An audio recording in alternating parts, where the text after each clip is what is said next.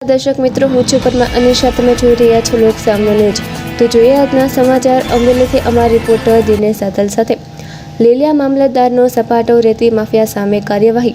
જિલ્લા કલેક્ટરની સૂચનાથી રેતી ચોરી કરતા તત્વો સામે કાર્યવાહી શરૂ કરી.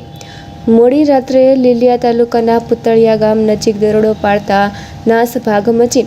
શેત્રુંજી નદીમાંથી રેતી ચોરી કરી આવતા ટ્રક ધારકોની ફિલ્મી ઢબે પીછો કરી ઝડપાયા. એક રેતી ભરેલ ડમ્પર ઝડપી લીધું. 4 ડમ્પર રેતી ખાલી કરી ભાગવાનો પ્રયાસ કર્યો હતો.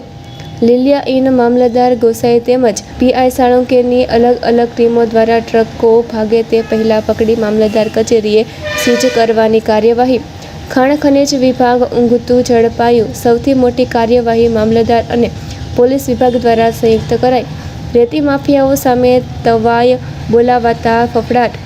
રેવન્યુ અને પોલીસ વિભાગ દ્વારા દરોડો પાડી મસમોટી ખનિજ ચોરી પકડતા ખાણ ખનિજ વિભાગની કામગીરી શંકાના દાયરામાં આવી. તો ફરી મળીશું એક નવા સમાચાર સાથે. ત્યાં સુધી જોતા રહો લોક સામનો ન્યૂઝ.